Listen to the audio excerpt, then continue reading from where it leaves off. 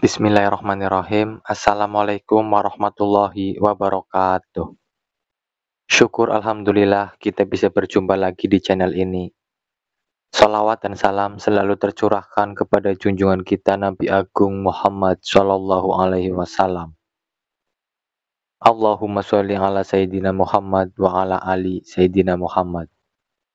Harapan dan doa saya, semoga saudaraku semuanya selalu diberikan kesehatan, dilapangkan rezekinya, diampuni dosa-dosanya, dan dipanjangkan umurnya. Amin ya robbal alamin. Sahabat beriman yang dirahmati Allah, sholat adalah tiang agama, bukan sekedar gerakan, tapi penghubung antara hamba dan Tuhannya. Dan di samping sholat fardu, ada sholat-sholat sunnah yang pahalanya besar, namun sering kita lalaikan. Dalam kesempatan ini, mari kita renungkan bersama 4 sholat sunnah yang rugi besar jika ditinggalkan. Yang pertama, sholat sunnah rawatib. Sholat rawatib adalah pendamping bagi sholat fardu. Dikerjakan sebelum dan sesudahnya. 2 rakaat sebelum subuh, 4 rakaat sebelum zuhur, 2 rakaat setelah zuhur, 2 rakaat setelah maghrib, dan 2 rakaat setelah isya. Rasulullah Shallallahu Alaihi Wasallam bersabda, barang siapa sholat 12 rakaat dalam sehari semalam, Allah bangunkan untuknya sebuah rumah di surga. Hadis riwayat Muslim. Sahabat beriman yang dirahmati Allah, bayangkan kita dibangunkan rumah di surga hanya dengan 12 rakaat sunnah setiap hari. Betapa besar keutamaan sholat sunnah. Namun, betapa sering kita abaikan. Kita bangun rumah megah di dunia, tapi melupakan rumah abadi yang dijanjikan di akhirat. Jangan sia-siakan amal kecil yang nilainya besar di sisi Allah. Yang kedua, sholat duha. Waktu duha adalah saat matahari naik sepenggala. Waktu di mana dunia mulai sibuk, namun hanya segelintir hamba yang menyempatkan sujud. Rasulullah Shallallahu Alaihi Wasallam bersabda, di pagi hari setiap persendian kalian wajib disedekahi. 2 rakaat duha mencukupinya. Hadis riwayat Muslim. Dan dalam hadis lain, wahai anak Adam, sholatlah 4 rakaat di awal siang, maka aku akan cukupkan kebutuhanmu sampai sore. Hadis riwayat Tirmizi. Sholat duha adalah kunci rezeki, penolak kesempatan, dan bentuk rasa syukur kita atas nikmat Allah. Jangan tunggu sempitnya keuangan baru kita mencarinya. Jangan tunggu hidup terasa berat baru kita mengingatnya.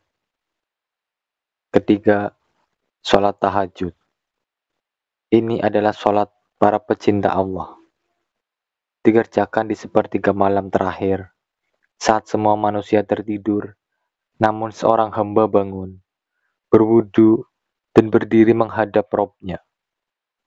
Allah berfirman dalam surat As-Sajdah, lambung mereka jauh dari tempat tidur. Mereka berdoa kepada Rob mereka dengan takut dan berharap. Quran surat As-Sajdah ayat 16. Dan dalam surah Al-Isra, dan pada sebagian malam, lakukanlah tahajud sebagai ibadah tambahan. Mudah-mudahan Tuhanmu mengangkatmu ke makom yang terpuji. Quran surat Al-Isra ayat 79.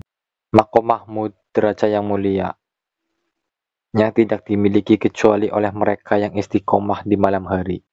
Jika engkau punya hajat, punya harapan yang belum dikabulkan, bangunlah di malam hari, karena di saat itulah Allah paling dekat. Yang keempat, sholat witir. Sholat witir adalah penutup dari ibadah malam. Rakaatnya ganjil, seperti 1, 3, 5, hingga 11. Rasulullah Shallallahu Alaihi Wasallam bersabda, jadikanlah akhir sholat malam kalian dengan witir. Hadis riwayat Bukhari dan Muslim. Dan beliau bersabda, sesungguhnya Allah itu witir, dan Dia mencintai yang ganjil.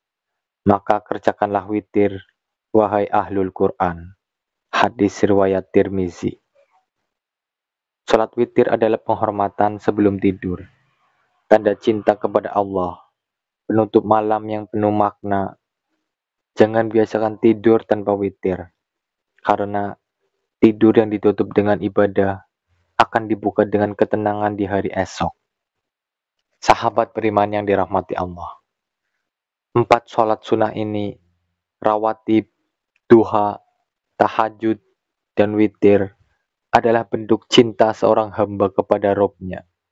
Bukan wajib, tapi jika ditinggalkan terus-menerus, rugi besar yang tak tergantikan. Karena bukan hanya pahalanya besar, tapi juga menjadi sebab cinta Allah, penyempurna sholat wajib, dan pelindung dari kelalaian hati. Mulailah dari yang mudah. 2 rakaat yang dikerjakan dengan ikhlas lebih baik daripada 100 rakaat yang ditunda terus-menerus.